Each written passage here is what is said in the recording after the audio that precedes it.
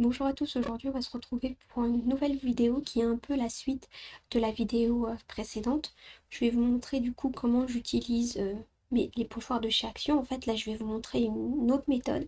Donc c'est parti, on va commencer. Je vais d'abord découper ma carte. Donc là j'ai choisi une carte de 11 sur 14 cm si vous voulez faire la même. Et je vais utiliser ce pochoir-ci cette fois-ci. Et je vais utiliser aussi un rectangle noir en guise de pochoir, vous allez voir. Donc tout d'abord, je mets toujours un support pour protéger. J'utilise une encre noire parce que j'ai envie de faire une carte noir et blanc. Et je vais prendre mon pochoir en papier rectangulaire que je vous ai montré tout à l'heure, voilà celui-ci. Et je vais le placer sur un coin de ma carte. Et je vais mettre de l'encre tout autour pour faire apparaître un coin carré blanc. Vous allez voir. Donc là, j'encre tout autour.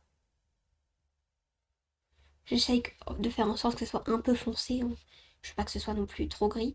Et donc voilà ce que ça donne. Et sur le côté opposé, je vais placer mon pochoir. Je vais mettre du scotch pour pas que ça bouge, hein, parce que là, je veux que ce soit net et précis. Et je vais tout simplement marquer ce pochoir avec toujours de l'encre noire. Donc là, je vous laisse regarder ce que je fais.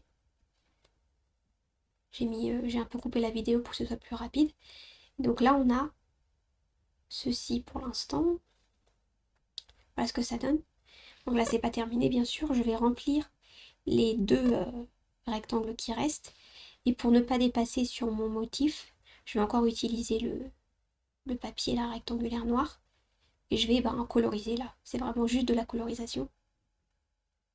Donc je vais faire ça sur ce rectangle là et sur le rectangle d'en face.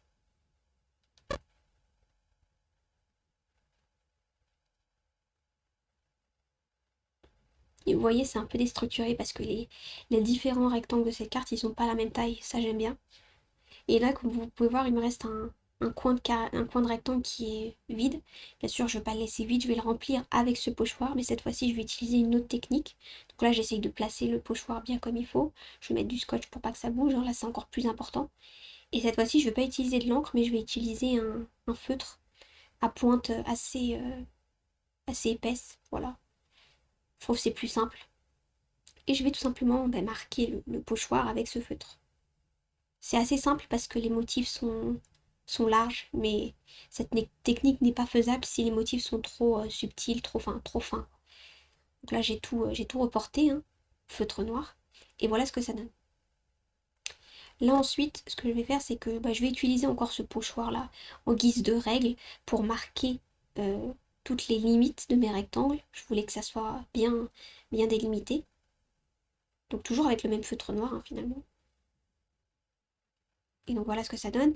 Et ensuite j'ai décidé, parce que je trouvais que c'était pas très beau comme ça, de colorier les espaces que j'ai entre mes motifs là. Vous voyez, donc je vais colorier toujours avec le même feutre. Je trouvais que c'était beaucoup mieux parce que sinon ça faisait trop blanc. Donc voilà ce que ça donne au final.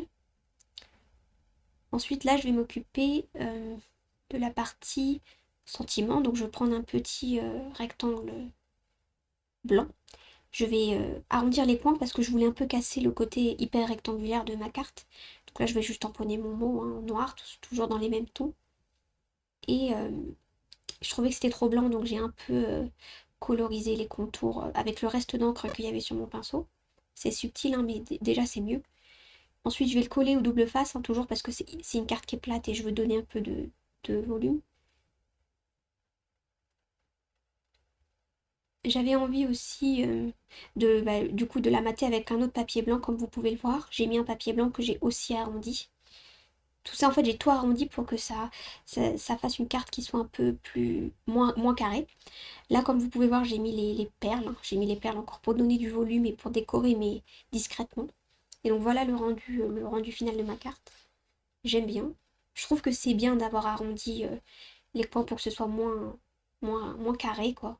Moins linéaire. Donc voilà pour la carte d'aujourd'hui. N'hésitez pas à me donner votre avis en commentaire. En attendant, moi je vous dis à bientôt pour une prochaine vidéo.